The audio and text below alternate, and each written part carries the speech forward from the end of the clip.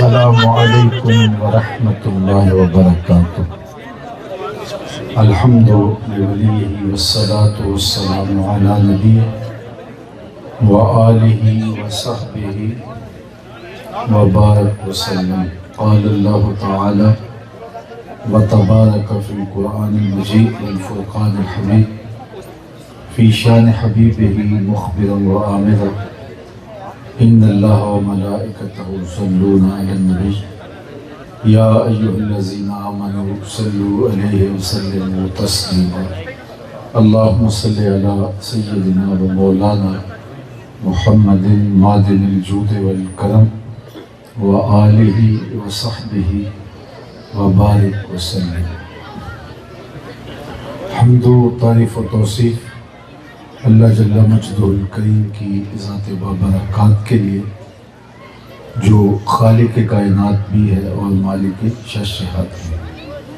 اللہ جل وعلا کی حمد و ثنا کے بعد رسول رحمت، شفیع معظم، نبی محتشم، حضور ختم المرتبت صلی اللہ علیہ وآلہ وسلم کے حضور ناز میں اپنی عقیدتوں، ارادتوں اور محبتوں کا خراج پیش کرنے کے بعد واجب الاحترام، ذوی الاحتشام، عالی مرتبت سامعین و حاضرین،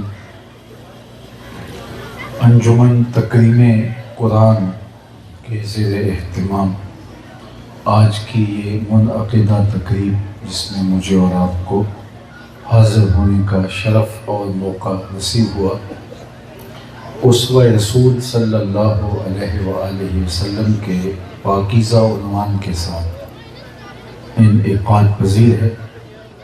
بارگاہ عزتی میں دعا ہے کہ ہماری حاضری کا ایک ایک لمحہ اپنی بارگاہ میں قبول فرمائے۔ حضور صلی اللہ علیہ وآلہ وسلم کا اسوہ حسنہ ہمارے لیے کامل، اکمل اور مکمل نمونہ ہے۔ اپنی زندگیوں کو آقا کریم کی محبت کے سانچے میں ڈھال کر کے ہم آپ کی خوشنودی حاصل کر سکتے ہیں، اور یہ زندگی جو ہم جی رہے ہیں اور وہ زندگی جو ہمیں نصیب ہونے والی ہے، دونوں زندگیوں کی بہتری کی ضمانت حاصل کر سکتے ہیں۔ ام المومنین سیدہ عائشہ رضی اللہ تعالی عنہا سے کسی نے پوچھا حضور کی سیرت کے حوالے سے، حضور کے اسوہ نور کے حوالے سے، تو انہوں نے برجستہ کہا کان خلقہ القرآن۔ اے پوچھنے والے، ان کی سیرت اگر پوچھتا ہے تو قرآن کھول کے بیٹھ جائے۔ جہاں قرآن نے روکا ہے وہاں اللہ کے محبوب علیہ السلام کو آپ نہیں دیکھیں گے۔ جن امور کے بجا لانے کا حکم قرآن نے دیا، وہاں حضور کو عمل پیرا دیکھیں گے۔ اسوہ رسول کانفرنس کے انعقاد کا مقصد بھی یہی ہے کہ ہم اپنے آقا و مولا حضور ختم المرتبت صلی اللہ علیہ وآلہ وسلم کی سیرت سیکھیں۔ آپ نے زندگی کیسے گزاری اور ہمیں کس طرح زندگی گزارنے کا حکم ارشاد فرمایا۔ ام المومنین حضرت سیدہ خدیجہ الکبریٰ رضی اللہ تعالی عنہا حضور علیہ السلام کی سیرت کے جلی عنوان بیان کرتی ہیں۔ جب پہلی وحی حضور کے قلب اطہر پہ اتری تو آپ جانتے ہیں قرآن تو پہاڑوں پہ بھی اترے تو وہ بھی ریزہ ریزہ ہو جائے، یہ تو حضور کا قلب اطہر تھا جو سہار گیا۔ تو ایک کیفیت تھی جو حضور نے محسوس کی، اور اس سے آپ کے بدن پر سردی کا احساس ہوا، تو فرمایا یا خدیجہ زملونی، مجھے چادر اڑا دو۔ تو انہوں نے حضور کے کندھوں پہ اپنی شال رکھ لی اور پھر کہا کلا واللہ لا یخزیک اللہ ابدا انک لتصل الرحم وتحمل الکلہ وتکسب المعدوم وتقری الضیف وتصدق الحدیث وتعین علی نوائب الحق۔ آپ کا رب آپ کو کبھی بھی پریشان نہیں ہونے دے گا، اس لیے کہ آپ صلہ رحمی کرتے ہیں، رشتہ داروں کے ساتھ سلوک اچھا کرتے ہیں۔ یہ حضور کی سیرت کے نمایاں وصف ہیں جو ام المومنین بیان کر رہے ہیں۔ انک لتصل الرحم، آپ صلہ رحمی کرتے ہیں، رشتہ داروں کے ساتھ سلوک اچھا کرتے ہیں، رشتہ داروں کے تلخ، کھردرے اور نامناسب رویے کے باوجود ان کے ساتھ اچھا سلوک کرنے کی ہمارے دین نے تلقین کی ہے۔ اگر کوئی ہمارے ساتھ اچھا سلوک نہیں کرتا اور ہم بھی یہ طے کر لیں کہ ہم بھی ایسے ہی پیش آئیں گے تو معاشرے میں شر و فساد پھیل جائے گا۔ ہمیں یہ بتایا گیا کہ معاشرے میں اگر کوئی ٹیڑھا شخص ہے، رشتہ داروں میں کوئی نامناسب فرد ہے تو اس کو برداشت کریں۔ زیادہ سے زیادہ یہ ہے کہ اگر کسی کی شر بہت زیادہ ہے تو آپ کنارہ کشی کر سکتے ہیں، لیکن آپ قطع رحمی نہیں کریں گے۔ بس تھوڑا سا آپ پورا رہیں اور مناسب فاصلہ رکھ لیں۔ باقی رویے آپ کے اچھے ہونے چاہیے رشتہ داروں کے ساتھ۔ اللہ کے محبوب علیہ السلام کے رشتہ داروں نے آپ کے ساتھ جو سلوک کیا وہ کسی سے مخفی نہیں ہے۔ اوجریاں ڈالیں اور اپنے کوڑے لا کے حضور کے گھر کے سامنے پھینکتے رہے۔ حضور جن راہوں سے گزرنا ہوتا ان راہوں میں کانٹے بکھیر دیے جاتے، گڑھے کھود دیے جاتے، لیکن اللہ کے محبوب علیہ السلام جب فاتح بن کے مکہ المکرمہ میں آئے تو یہ سارے تھر تھر کانپ رہے تھے، اور ان کا خیال تھا کہ گردنیں اتریں گی اور اگر بڑی بھی رعایت ملی تو شہر بدر تو ضرور کیے جائیں گے۔ لیکن آقا کریم نے تشریف لاتے ہی فرمایا، بتاؤ میں تمہارے ساتھ کیا سلوک کروں؟ تو انہوں نے کہا، آپ کریم باپ کے کریم بیٹے ہیں، ہم آپ سے خیر کی توقع رکھتے ہیں۔ تو فرمایا، آج میں تمہیں وہی کہوں گا جو میرے بھائی یوسف علیہ السلام نے اپنے بھائیوں سے کہا تھا، لا تثریب علیکم اليوم، آج تمہارے اوپر کوئی مواخذہ نہیں ہے، اذهبوا انتم الطلقاء، جاؤ تم سب آزاد ہو۔ حضور کا کرم دیکھ کر کے ان کی آنکھیں کھلی کی کھلی رہ گئی کہ ہم نے کیا سلوک کیا تھا اور آپ کا ہمارے ساتھ رویہ کیا ہے۔ یہ چیز صرف بیان کرنے کے لیے اور سن کر سبحان اللہ کہنے کے لیے نہیں، یہ عملی طور پہ اپنی زندگی میں اتارنے کے لیے۔ رشتہ دار جو تلخ رویے رکھتے ہیں، بعض لوگوں کے رشتہ دار تو ناک میں دم کر کے رکھ دیتے ہیں، لیکن اس کے باوجود ان کے ان سخت، نامناسب، تلخ، کھردرے رویوں کے باوجود ان کے ساتھ حسن سلوک کرتے ہیں۔ اللہ کے محبوب علیہ السلام نے فرمایا، سل من قطعک واعط من حرمک واعف عن من ظلمک، جو تجھ سے تعلق توڑے تو اس سے تعلق جوڑ، جو تجھے محروم رکھے تو اس کی جھولیاں بھر دے، جو تیرے سے زیادتی کرے تو اسے معاف کر دے۔ یہ مشکل ہے، آسان نہیں ہے۔ میں آپ سے پوچھتا ہوں، سب سے مشکل صدقہ کون سا ہے اور سب سے بہتر صدقہ کون سا ہے؟ تو فرمایا گیا کہ بہتر صدقہ وہ ہے جو ناراض رشتہ دار کو دیا جائے۔ جو رشتہ دار ہمیشہ آپ کی برائی کرتا ہے، آپ کو نیچا دکھانے کے چکر میں رہتا ہے، آپ کو اذیت پہنچاتا ہے، کسی وجہ سے وہ پھنس گیا، تو نفس تو کبھی نہیں چاہتا کہ اب اس کی مدد کی جائے۔ نفس تو یہ کہتا ہے کہ سانپ کا سر پاؤں تلے آیا ہے، کچل دیا جائے، لیکن ہمارا دین کہتا ہے کہ تمہارا بہترین صدقہ اس کی مدد کرنا ہے، اس لیے کہ اس میں تمہارا نفس شامل نہیں ہوگا۔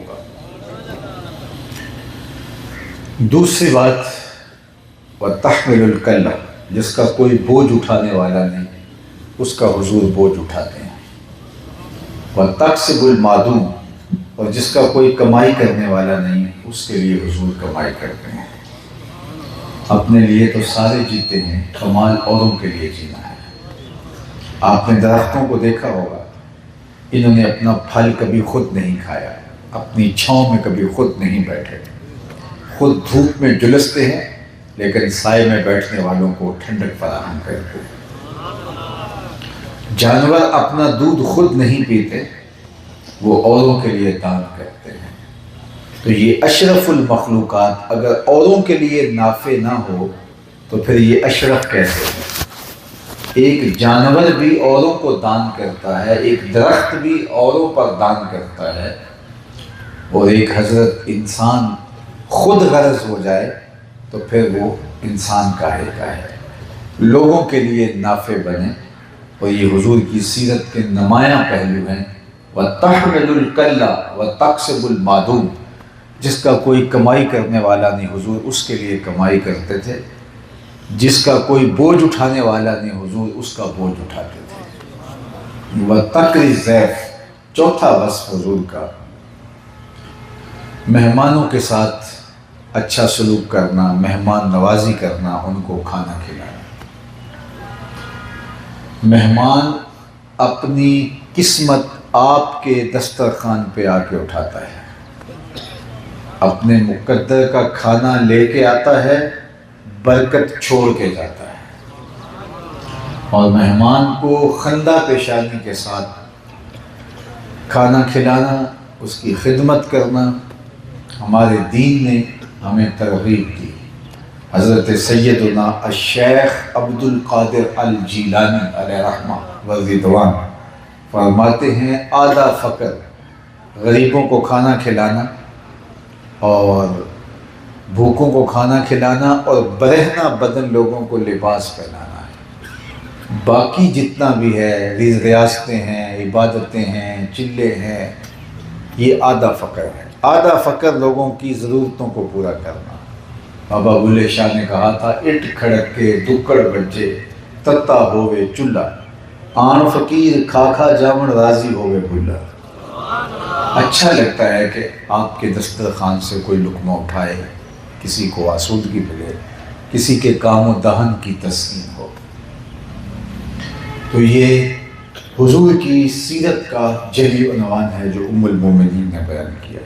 پانچواں عنوان وَتَصْدُقُ الْحَدِيث، آپ ہمیشہ سچ بولتے ہیں۔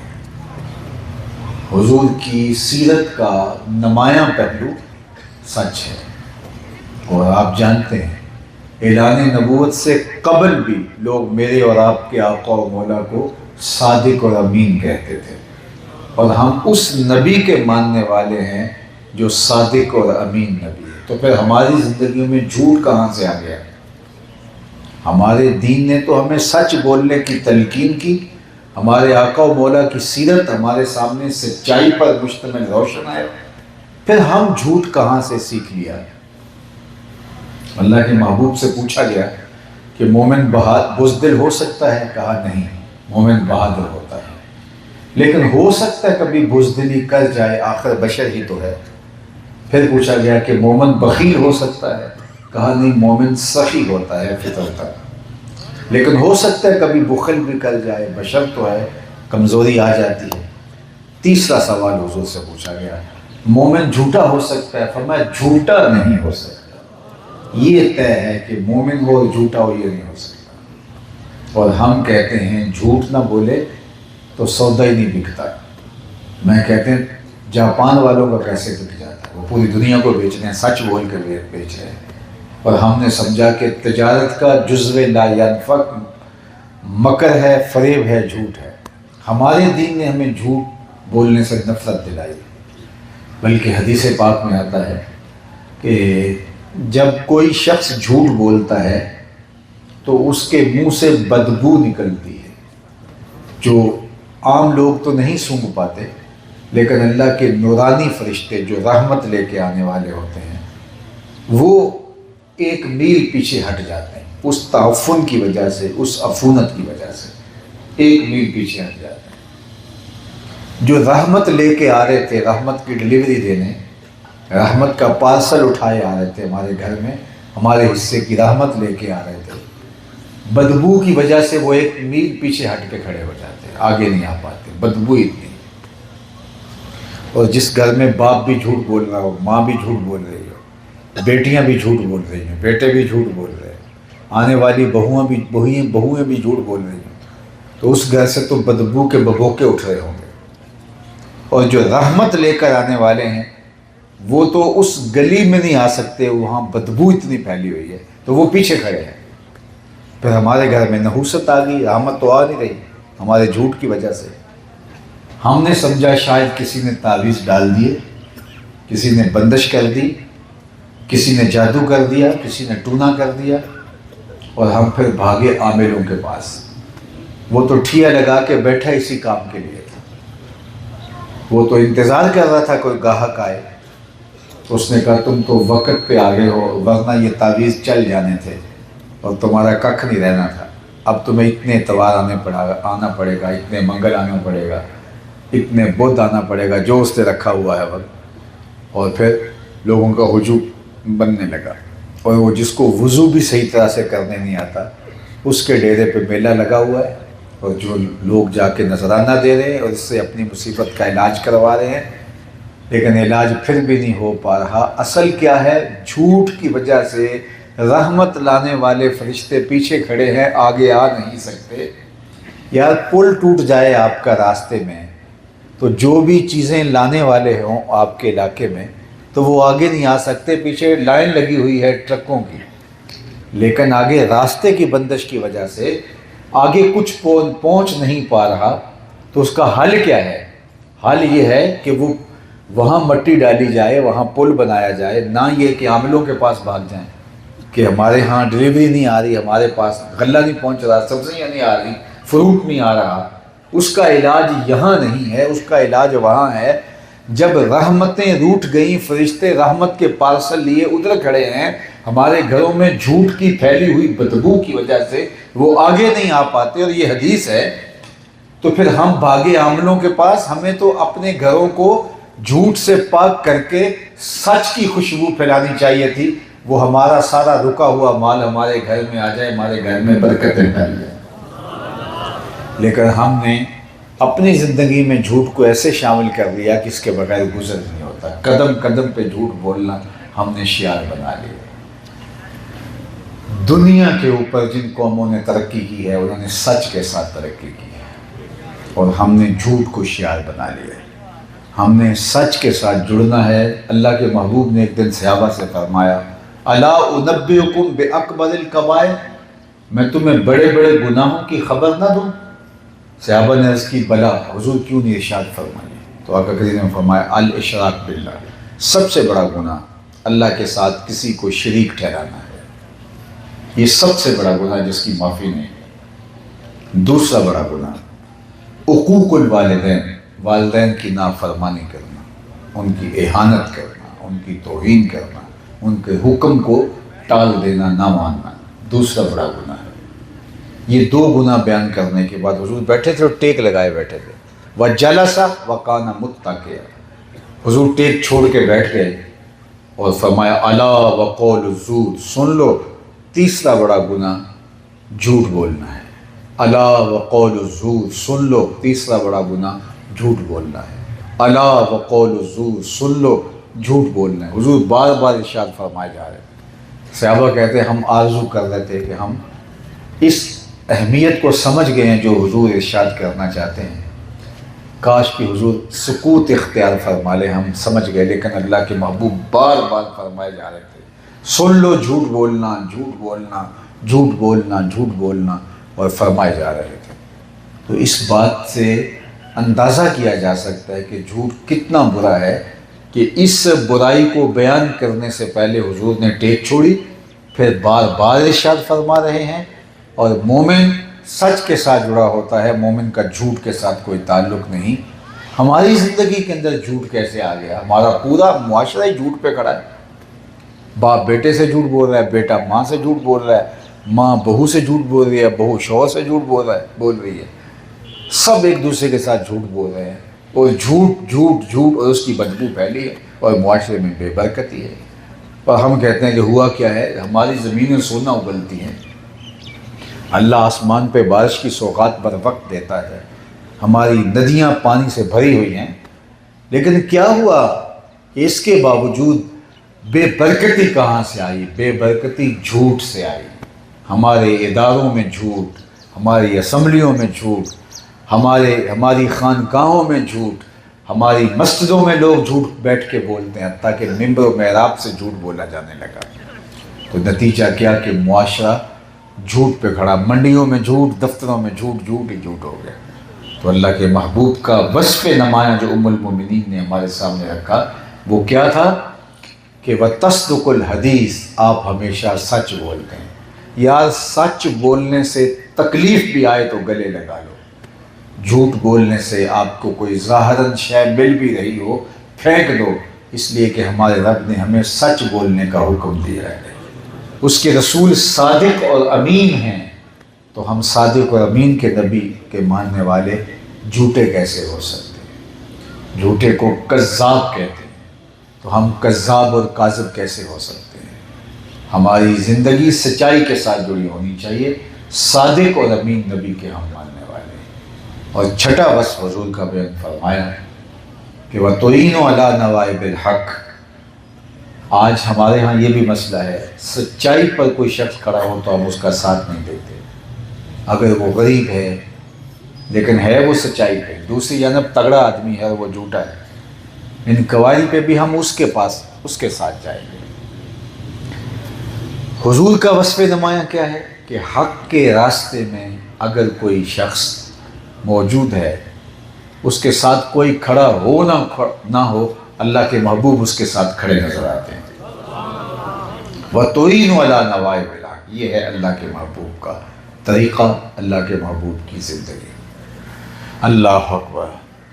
حضور کی سیرت کے عنوان سے منعقدہ اس مجلس میں آنے والوں، میں آپ سے عرض کروں گا کہ ہمیں حضور کے ساتھ جو محبت کا ربط و رشتہ ہے، اس کی گواہی ہم نے اپنے عمل سے دینی ہے۔ میں اگر یہ دعویٰ رکھتا ہوں کہ میں عاشق رسول ہوں، تو میری زبان کی نوک سے پھوٹتے ہوئے لفظ اس کی دلیل نہیں ہے، میرے کڑکتے گرجتے نعرے اس کی دلیل نہیں ہے، میرے سینے کے اوپر لگا ہوا بیج اس کی دلیل نہیں بن سکتا۔ میرا عمل کیا ہے، میرا رویہ کیا ہے، اس سے مجھے فراہم دلیل کرنا ہوگی کہ کیا میں اپنے دعوے میں سچا ہوں۔ دعویٰ تو کوئی بھی کر سکتا ہے اور کسی قسم کا بھی دعویٰ ہو سکتا ہے، دعویٰ دلیل مانگتا ہے۔ میرے استاد فرمایا کرتے تھے یہ نہ ہو کہ لوگ تمہیں پوچھے تم کون ہوتے اور تمہیں بتانا پڑے ہم مسلمان ہوتے ہیں، یہ دیکھو مذہب کے خانے میں اسلام لکھا ہے۔ آپ فرمایا کرتے تھے صاحب نہ کسی کو پوچھنے کی نوبت آئے نہ تمہیں بتانے کی ضرورت، تمہاری وضاقتہ، طرز زندگی، انداز معاشرت ایسا ہونا چاہیے تم دور سے چلے آ رہے ہو، لوگ کہیں وہ دیکھو حضور کا غلام آ رہا ہے، نور آنکھوں میں تو چہروں پہ اجالے ہوں گے، مصطفیٰ والوں کے انداز نرالے ہوں گے، دنیا میں بھی ان کے دم سے مقدر چمکا، محشر میں بھی ان کی رحمت کے حوالے ہوں گے۔ اگر ہم نے ان کو مانا ہے تو پھر ان کی ماننا بھی پڑے گی۔ اگر ان کو اپنا محبوب قرار دیتے ہیں تو محبوب کی تو اطاعت کی جاتی ہے۔ محبوب تو ایسا بھی حکم دے دے جو نفس الامر میں بجا لانا ممکن نہ ہو، محب یہ نہیں پوچھتا یہ کیسے ہوگا، وہ کہتا ہے محبوب نے کہہ دیا یہ کر کے چھوڑوں گا۔ یہی کہا تھا نا کہ نہر تراش کے لاؤ پہاڑوں سے اور نہر بھی دودھ کی ہو، فرحاد نے یہ تو نہیں کہا یہ کیسے ہوگا، اس نے کلہاڑا پکڑا اور نہر کھودنے نکل پڑا کہ میں کھود کے لاؤں گا، جب میرے محبوب نے کہا ہے تو میں کھود کے لاؤں گا۔ یار ہمارے محبوب تو رب کے محبوب ہیں، اور انہوں نے ہمیں کوئی ایسا حکم نہیں دیا جس کا بجا لانا ممکن نہ ہو۔ 5 وقت نماز پڑھنا اس کا حکم ایک بار نہیں دیا، ترغیباً انشاءً حکایتاً تقریباً قرآن و حدیث میں 750 مرتبہ نماز کا حکم آیا ہے، 750 مرتبہ۔ محبوب تو کہتے ہیں آدھی زبان سے بھی کوئی کہہ دے، عاشق پھر اس کی لاج نبھاتا ہے۔ ہم کیسے عاشق ہیں کہ 750 مرتبہ ہمیں کہا گیا 5 گانا نماز پڑھنے کا، اور حضور فرمایا وَجُعِلَتْ قُرَّةُ عَيْنِي فِي الصَّلَاةِ، نماز میری آنکھوں کی ٹھنڈک ہے۔ یا بلال ارحنا بلال اٹھو اذان دو اور ہمارے دل کو راحت پہنچا دو۔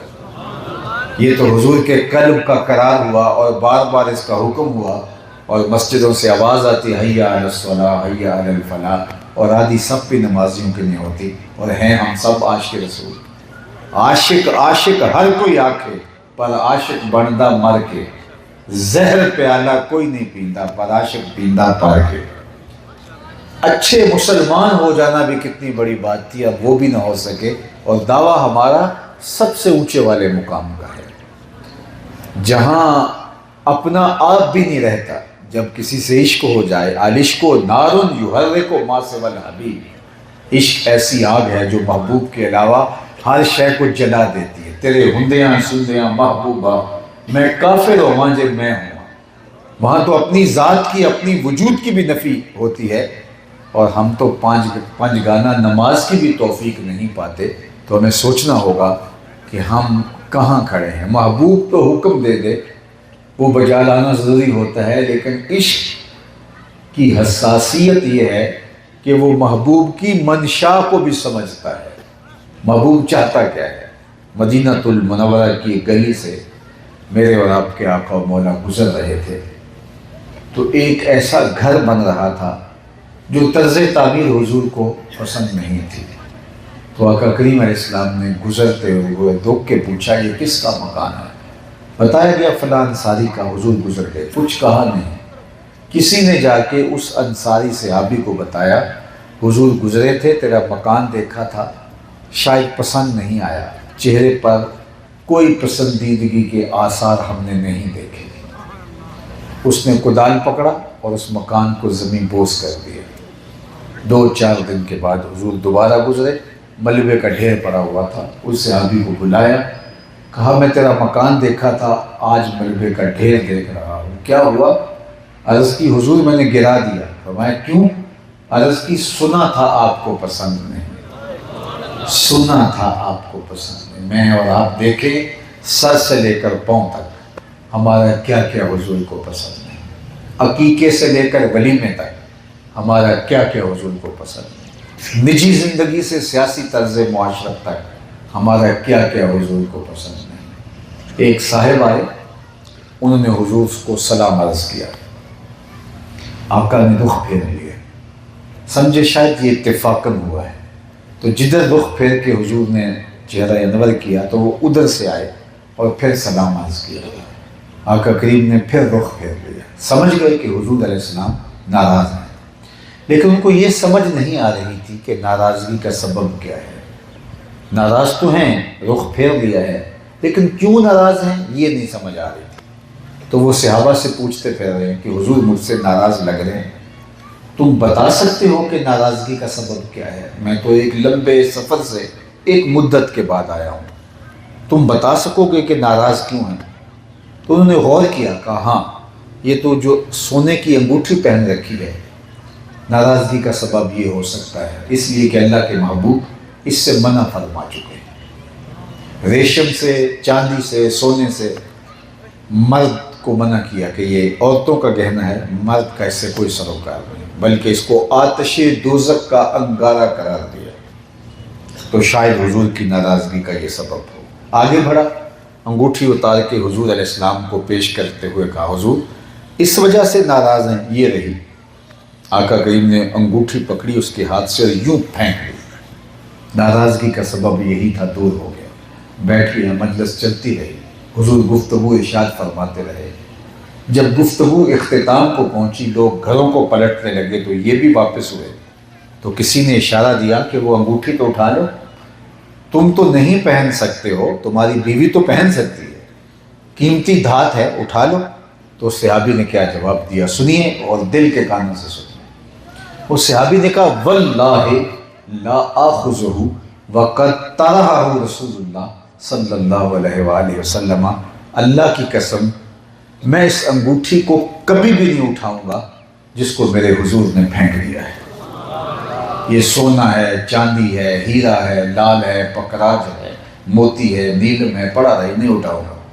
جس کو میرے حضور نے پھینک دیا میں اس کو نہیں اٹھاؤں گا۔ میں اور آپ اس کانفرنس کے اندر آئے ہیں چند لمحوں کے لیے، اپنے اندر اتر کے دیکھیں، ہم کوئی ایسی عادت تو نہیں اٹھائے پھر رہے جس کو حضور نے پھینک دیا ہو، کوئی ایسا رویہ تو نہیں اٹھائے پھر رہے جس کو حضور نے پھینک دیا ہو، کوئی ایسی دوستی تو نہیں اٹھائے پھر رہے جس کو اللہ کے محبوب علیہ السلام نے پھینک دیا ہو، کوئی ایسا کاروبار تو نہیں اٹھائے پھر رہے جس کو آقا کریم نے پھینک دیا ہو۔ ہم اپنے اندر غور کریں، اترے اپنے اندر۔ زندگی بڑی تیزی کے ساتھ گزر رہی ہے اور ہم لمحہ لمحہ موت کی طرف بڑھ رہے ہیں۔ کسی غلط فہمی میں زندگی نہ گزاریں کہ ٹھیک ہے ہم نے کہہ دیا ہم مسلمان ہیں تو بس کافی ہو جائے گا۔ اسلام اور دین کو اختیار کرنے کا مطلب یہ ہے اپنی خواہشات اس دین کے مطابق ڈھال دی جائے۔ اللہ کے محبوب نے فرمایا اتنی دیر تک کوئی شخص مومن نہیں ہو سکتا جب تک اپنی خواہشات کو اس کے تابع نہ کر دے جو میں لے کے آیا ہوں۔ تو صرف زبان سے اقرار کر دینا کافی نہیں ہے، اپنے آپ کو اس پیارے محبوب کی سیرت کے سانچے میں، حضور علیہ السلام کے اسوہ انور کے سانچے کے اندر ڈھالنا پڑے گا، اپنے رویے کو، اپنے طرز زندگی کو، اپنے انداز معاشرت کو۔ تو میں اور آپ تیزی کے ساتھ موت کی طرف بڑھ رہے ہیں، اٹھنے والا ہر قدم ہمارا موت سے ہمیں قریب کر رہا ہے۔ تو قبل اس سے کہ وہ وقت آئے کوئی حجت باقی نہ رہے، ہمیں اپنے آپ کو بدلنا ہوگا۔ ہماری زندگی ہماری اپنی خواہشات کے مطابق گزر رہی ہے، دین بھی اتنا مانتے ہیں جتنا ہمیں پسند آتا ہے اور جس وقت ہمیں پسند آ جاتا ہے۔ دین کا کچھ حصہ ہمیں جوانی میں اچھا لگتا ہے وہاں اپنا لیتے ہیں، کچھ حصہ دین کا جا کے ہمیں بڑھاپے میں اچھا لگتا ہے تو ہم بڑھاپے کے اندر کچھ دین اختیار کر لیتے ہیں۔ ہماری مرضی کا ہے، مسجد میں ہم اور طرح کے مسلمان ہوتے ہیں، دکان پہ بیٹھے اور طرح کے مسلمان ہوتے ہیں، محفل میں اور طرح کے مسلمان ہوتے ہیں، شادی کی تقریب میں اور طرح کے مسلمان ہوتے ہیں۔ ہماری خواہشات اپنی ہیں، ہماری آرزوئیں اپنی ہیں، ہم نے اپنی مرضی کا جو ہے وہ چنیدہ دین اختیار کیا، کچھ چیز وہاں سے اٹھا لی، کچھ وہاں سے اٹھا لی، وہاں سے اٹھا لی۔ میرے رب نے تو کہا یا ایھا الذین آمنوا ادخلوا فی السلم کافہ، آئے ہو تو پھر پورے آؤ۔ اس چمن میں پیر ہے بلبل ہو یا تلمیذ گل، یا سراپا نالا بن جا یا نوا پیدا نہ کر۔ ایک زمانے میں وہ میلے ٹھیلے کے اوپر لوگ مختلف تصویریں اپنے بازوؤں پہ بنواتے تھے، آج بھی مغرب میں یہ رواج ہے۔ تو ایک آدمی میلے پہ گیا اور اس نے کسی وہ تصویر بنانے والے کو کہا کہ میرے بازو پہ شیر کی تصویر چھاپ لو۔ تو اس نے روشنائی ڈال کر کے اس مشین میں جب اس کے اندر اس کی سوئی کو داخل کیا تو درد تو ہوا۔ تو اس نے کہا کیا کرنے لگے ہو؟ کہا میں شیر کا منہ بنانے لگا ہوں۔ اس نے کہا اس نے کون سا کھانا ہے؟ تو اس نے سوئی نکال لی، پھر دوسری جانب ڈالی تو کہا کیا بنانے لگا ہو؟ کہا میں اس کی ٹانگیں بنانے لگا ہوں۔ کہا اس نے کون سا چلنا ہے؟ پھر وہاں سے سوئی کھینچی، پھر تیسری جگہ لگائی تو پھر درد ہوا۔ کہا کیا بنانے لگے ہو؟ کہا میں شیر کے کان بنانے لگا ہوں۔ کہا اس نے کون سا سننا ہے؟ پھر وہاں سے نکالی، پھر درد تو ہر بار ہو۔ کہا اب کیا کرنے لگے ہو؟ کہا میں اس کی آنکھیں بنانے لگا۔ کہا اس نے کون سا دیکھنا ہے؟ تو اس نے کہا پھر میں کیا بناؤں؟ کہا سمپل شیر بنا دو۔ اس نے کہا وہ کیسا شیر بناؤں جس کی آنکھیں بھی نہ ہوں، جس کے کان بھی نہ ہوں، جس کا منہ بھی نہ ہو، جس کا پیٹ بھی نہ ہو، جس کی ٹانگیں بھی نہ ہو؟ کہا بس تم سادہ سا شیر بنا دو۔ کہا وہ شیر کیسا ہوگا جس کے یہ اعضاء نہیں ہوں گے؟ نماز ہم نہ پڑھیں، سچ ہم نہ بولیں، اچھائی کی راہوں کو ہم اختیار نہ کریں، سود ہم نہ چھوڑیں، بغض، حسد، کینے، نفرتیں سینے میں ہم پالیں اور ہم کہیں بس ہم سادہ سا مسلمان ہیں۔ یہ کون سا اسلام؟ اسلام انہی چیزوں کا تو نام ہے، اور یہ چیزیں ہم اختیار نہ کریں اور ہم کہیں کہ ہم مسلمان ہیں۔ جو می گوئے مسلمانم بلرزم کہ دانم مشکلات لا الارہ۔ اقبال کہتا ہے کہ جب میں کہتا ہوں میں مسلمان ہوں تو میں کانپ جاتا ہوں، اس لیے کہ لا الہ الا اللہ کے تقاضوں کو جانتا ہوں۔ آج ہم نے ایک اور لفظ پکڑا ہوا ہے جی، آج کل دین پہ چلنا بڑا مشکل ہے۔ یہ لفظ آپ نے بھی سنا ہوگا، ہمارے یہاں بولا جاتا ہے آج کل دین پہ چلنا بڑا اوکھا ہو گیا ہے۔ یہ کون بول رہا ہے؟ جو مسجد میں آتا ہے تو قالین بچھے ہوئے ہیں، مخملی قالینوں پہ سجدہ کرتا ہے، جو وضو کرنا چاہے تو سردیوں میں گرم پانی اور گرمیوں میں ٹھنڈا پانی دستیاب ہے۔ تھوڑے سے حالات میں جو ہے وہ عدم استحکام آیا تو باہر گن مین کھڑا ہے اس کی حفاظت کے لیے۔ یہ کہہ رہا ہے دین پہ چلنا بڑا مشکل ہے۔ میں کہتا ہوں صاحب تیرے لیے مشکل ہے یا تپتے ہوئے پتھروں پر سجدہ کرنے والے بلال حبشی کے لیے مشکل ہے؟ تیرے لیے مشکل ہے یا کربلا والے حسین کے لیے مشکل تھا؟ جن کے لیے مشکل تھا انہوں نے تو کہا نہیں ہمارے لیے مشکل ہے، اور جن کے لیے مشکل ہے انہوں نے کہا دین پہ چلنا۔ اذان سن تو میری گفتگو اختتام کو پہنچ رہی ہے، اب نماز کا وقت ہو گیا۔ تو بات یہ ہے کہ ہمارا دین ہمیں سر سے لے کر پاؤں تک اسلام میں داخل ہونے کی تلقین کرتا ہے۔ حضرت سید اسماعیل شاہ بخاری علیہ رحمہ، حضرت کرمہ والے، وہ فرمایا کرتے تھے کہ یار جس طرح گرو کو سکھ نے مانا ہے، ذرا سوچیں کہ آپ نے دین کو ایسے مانا ہے۔ سکھ دور سے پہچانا جائے گا کہ یہ گرو کا ماننے والا ہے، اس کی وضاحت اس کا سب کچھ بتائے گا۔ تو ہم حضور کے ماننے والے ہیں، ہمارا طرز زندگی بتائے۔ میں اگر مسلمان ہوں، میں عاشق رسول ہوں، میں حضور علیہ السلام کا غلام ہوں اور میں دودھ بیچتا ہوں، تو لوگوں کو آنکھیں بند کر کے مجھ سے دودھ خریدنا چاہیے کہ یہ حضور کا عاشق ہے، ملاوٹ نہیں کر سکتا۔ میرے ساتھ تعلق جوڑتے ہوئے، رشتہ داری قائم کرتے ہوئے لوگوں کو یقین ہونا چاہیے کہ جب یہ حضور علیہ السلام کا عاشق ہے، یہ حضور کا غلام ہے، یہ مومن ہے، یہ مسلمان ہے، تو یہ دھوکہ نہیں کر سکتا۔ لیکن اگر ہم کلمہ بھی پڑھتے رہیں گے اور فراڈ بھی کرتے رہیں گے، کلمہ بھی پڑھتے رہیں گے، دجل و تلبیسات بھی جاری رہیں گی، کلمہ بھی پڑھتے رہیں گے، جھوٹ بھی بولتے رہیں گے، کلمہ بھی پڑھتے رہیں گے، لوگوں کو نیچا دکھانے کے چکر میں لگے رہیں گے، کلمہ بھی پڑھتے رہیں گے، سود خوری بھی جاری رہے گی، کلمہ بھی پڑھتے رہیں گے، مکر و فریب کے دھندے بھی جاری رہیں گے، تو مجھے بتاؤ پھر ابو جہل کو کیا اختلاف تھا کلمہ پڑھنے سے؟ یعنی وہ بھی اس کی جھوٹی سرداری بھی چلتی رہتی اور کلمہ بھی ساتھ ساتھ چلتا رہتا، لیکن اسے پتہ تھا کلمہ پڑھنے کا مطلب یہ ہے سر سے لے کر پاؤں تک محمد عربی کی غلامی اختیار ہے۔